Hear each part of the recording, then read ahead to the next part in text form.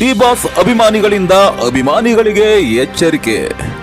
D boss Darshan the devil ಚಿತ್ರದ ಮೊದಲ ಹಾಡು ಇದ್ರೆ ನೆಮ್ಮದಿಯಾಗಿ ಇರಬೇಕು.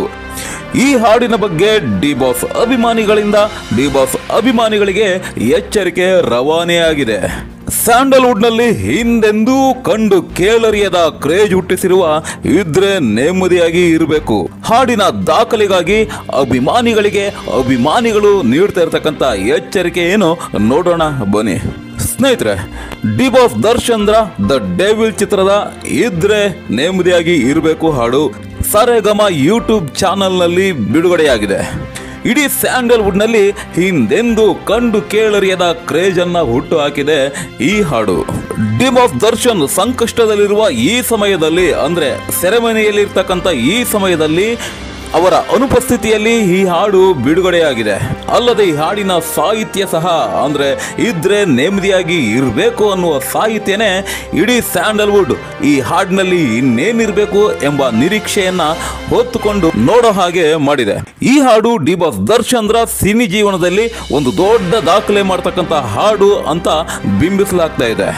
ಹಾಗಾಗಿ ಡಿ ಬಾಸ್ ಅಭಿಮಾನಿಗಳಿಗೆ ಒಂದು ಸಣ್ಣ ಎಚ್ಚರಿಕೆಯನ್ನು ನೀಡಿದ್ದಾರೆ. ಅದು ಏನು ಅಂತ ಹೇಳ್ತೀನಿ ನೋಡಿ. ಕೆಲವು ಅಭಿಮಾನಿಗಳು ಈ ಪೋಸ್ಟ್ನ ತಮ್ಮ ಸೋಷಿಯಲ್ ಮೀಡಿಯಾಗಳಲ್ಲಿ ಹಂಚಿಕೊಳ್ತಾ ಇದ್ದಾರೆ.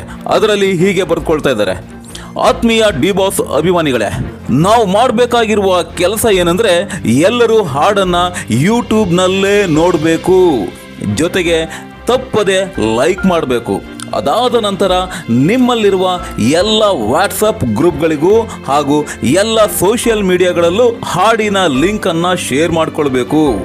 ಜೊತೆಗೆ ನಿಮಗೆ ಪರಿಚಯವಿರುವ ಎಲ್ಲ ಅಭಿಮಾನಿಗಳ ಹತ್ತಿರ ಲೈಕ್ ಕೊಡಿಸಿ ಅವರ ಹತ್ತಿರವೂ ಶೇರ್ ಮಾಡಲು ತಿಳಿಸಬೇಕು. ಈ ಸಮಯ ಡಿ ಬಾಸ್ ಅಭಿಮಾನಿಗಳ ಒಗ್ಗಟ್ಟು ಪ್ರದರ್ಶಿಸುವ ಸಮಯ. ಆದಷ್ಟು ನಿಮ್ಮ ಕೈಲಾದ ರೀತಿಯಲ್ಲಿ ಚಿತ್ರವನ್ನ ಪ್ರಮೋಟ್ ಮಾಡಿ, ಜೊತೆಗೆ ಸೆಲೆಬ್ರೇಷನ್ ಮಾಡಿರುವ ವಿಡಿಯೋಗಳನ್ನು ನಿಮಗೆ ಪರಿಚಯವಿರುವ ಡಿ ಬಾಸ್ ಅಭಿಮಾನಿಗಳ ಫ್ಯಾನ್ ಪೇಜ್ ಅಡ್ಮಿನ್ಗಳಿಗೆ ಕಳಿಸಿ.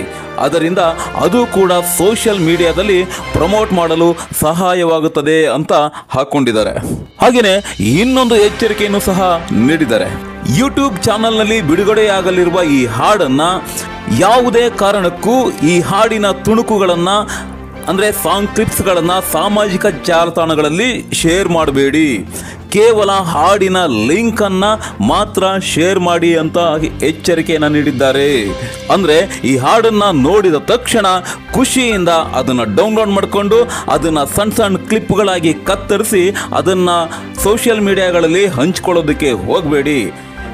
ಕೇವಲ ಆ ಹಾಡಿನ ಲಿಂಕ್ ಅನ್ನ, ಅಂದ್ರೆ ಯೂಟ್ಯೂಬ್ ಲಿಂಕ್ ಅನ್ನ ನಿಮ್ಮ ಸೋಷಿಯಲ್ ಮೀಡಿಯಾಗಳಲ್ಲಿ ಹಂಚಿಕೊಳ್ಳಿ ಅಂತ ಕೇಳ್ತಾ ಇದ್ದಾರೆ. ಹಾಗಾಗಿ ಈ ಹಾಡು ಅತಿ ದೊಡ್ಡ ದಾಖಲೆಯ ಮಟ್ಟದಲ್ಲಿ ವ್ಯೂಸ್ಗಳನ್ನ ಪಡೆಯಲಿ ಅನ್ನೋದು ಡಿ ಬಾಸ್ ದರ್ಶನ್ ಅಭಿಮಾನಿಗಳ ಆಶಯವಾಗಿದೆ.